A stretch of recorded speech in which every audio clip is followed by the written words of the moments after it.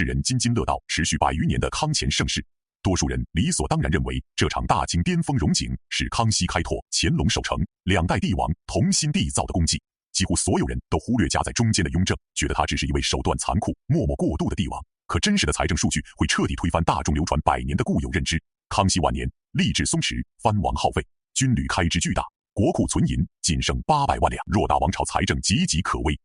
雍正接手这个烂摊子，13年昼夜不休改革，推行摊丁入亩、火耗归公、士绅一体、当差一体纳粮，硬生生从贪官、地方豪强手中收回财政权。离世之时，国库白银高达6000万两。这笔庞大积蓄成为乾隆登基最雄厚的家底。所有人都以为手握巨量财富的乾隆会延续雍正严谨节俭、肃清贪腐的治国路线，守好来之不易的基业。历史走向却截然相反。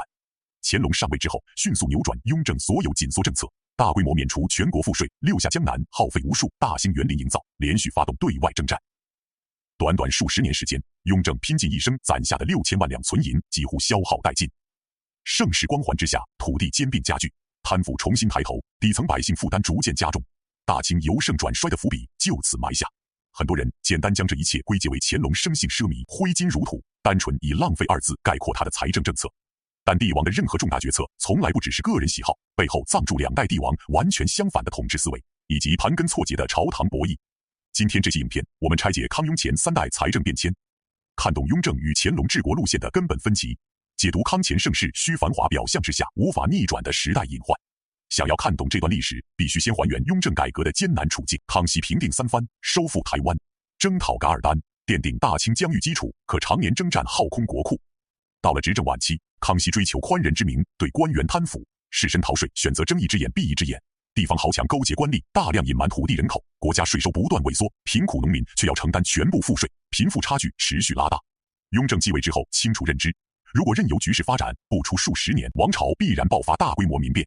一是他不惜得罪天下士绅官僚，颁布一系列震动全国的新法，摊丁入亩，废除人头税，按照田地数量验收赋税，火耗归公，规范地方官灰色收入，设立养廉银，遏制贪腐，士绅一体当差一体纳粮，剥夺读书人、地主免税特权。每一条新政都直接触动既得利益集团的蛋糕，朝野上下谣言四起，抹黑雍正残暴刻薄，与天下读书人为敌。但雍正始终铁腕推行，不惧骂名，只用13年时间就扭转财政颓势，为大清累积充足财政缓冲空间。雍正的治国底层逻辑十分清晰，先苦后甜，压制特权阶层，充实国家库储，防范未来天灾、战争带来的风险，宁可承受一时骂名，也要为王朝建立长远稳定的财政根基。等到乾隆登基，局面已经完全不同，国库充盈，没有大规模战乱，朝堂内部却累积大量对雍正严酷新政的怨气。满族勋贵、汉人士绅、地方官员无不期盼废除严苛法令，重新拿回曾经失去的特权。此时年仅25岁的乾隆需要稳固皇权，收拢朝野人心。他敏锐察觉，延续雍正铁腕路线只会持续得罪全国权贵，适当放宽政令，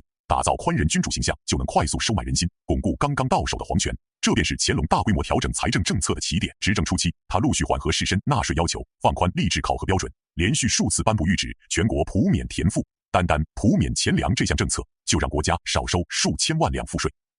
很多人赞美这是体恤百姓的仁政，不可否认，短期内底层民众确实得到喘息。但长远来看，缺少赋税约束，地方土地兼并的速度再度加快，大地主持续吞并农民土地，依旧想方设法逃税，最后赋税压力依旧转移到底层平民身上。国家财政调控能力持续下滑，除了减免赋税，乾隆开支规模远远超出前人，6次南巡，沿途各地大兴土木，进贡献礼。地方官员为讨好帝王肆意摊派，大规模修建圆明园、清漪园等皇家园林，对外发动10次军事征战，军饷、器械、抚恤耗费海量银两。一系列开支不断消耗国库积蓄，雍正留下的6000万两存银在一次次大型开支中快速消耗。但乾隆对此并没有足够警觉，他笃定自己身处盛世，人口不断增长，商业持续繁荣，财政收入能够源源不断补充。这里便暴露2代帝王最核心的思维差距。雍正始终保持危机思维，深知盛世之下依旧暗藏风险，坚持积蓄国库，防患未然。乾隆沉浸在繁华表象之中，过度自信王朝局势稳固，习惯依靠现有财富维持统治声望。不少观众会产生疑惑，既然乾隆消耗大量积蓄，为何依旧维持长时间的盛世局面？核心原因在于雍正打下的财政底层基础足够厚实，摊丁入亩制度持续生效，人口爆发带来农业产能提升，短期内依旧能够维持财政平衡，但隐患正在悄悄滋长。随着管控放松，官场贪腐风气重新抬头，到乾隆执政中后期，和珅等巨贪崛起，上下官员层层盘剥，吏治回到康熙晚年松弛状态，土地高度集中，大量流民诞生，民间叛乱此起彼伏。很多历史爱好者争论乾隆大肆花费积蓄究竟是对是错。从短期皇权稳固角度，宽政确实帮助乾隆快速收复朝野，塑造人君形象；站在王朝长远命运来看，持续放松约束，透支国库储备，放纵特权阶层扩张，直接加速大清由盛转衰。我们对比便能清晰看见，雍正不怕背负暴君骂名，愿意牺牲短期声望，解决王朝深层弊病；乾隆追求当下的盛世美名，依靠前人积累维持统治，不愿意触动根深蒂固的利益集团。这也解释了为何后世史学家普遍认同雍正才是康乾盛世真正的核心奠基人，没有他13年力挽狂澜的改革积蓄，康熙遗留的财政危机无人化解，根本支撑不起乾隆长达60多年的繁华假象。盛世从不会凭空到来，所有看似轻松的荣光都建立在前人忍辱负重的付出之上。乾隆享受住雍正拼死创造的家底，却逐步推翻前朝治国底线。当积蓄耗尽，弊病全面爆发，大清向下滑落的趋势再也无法逆转。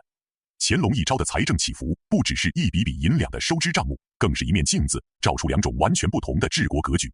急赎求安、追求美名的宽人，远不如居安思危、勇夺破局的铁腕更加长远。当乾隆逐渐耗光雍正留下的财政底气，朝堂权斗、贪腐浪潮接踵而至，先帝留下的治世旧臣陆续落幕，下一场朝堂大清算即将全面展开。喜欢深度拆解帝王治国理念，看懂盛世背后的隐藏危机，记得订阅频道，打开小铃铛，持续追更全集内容。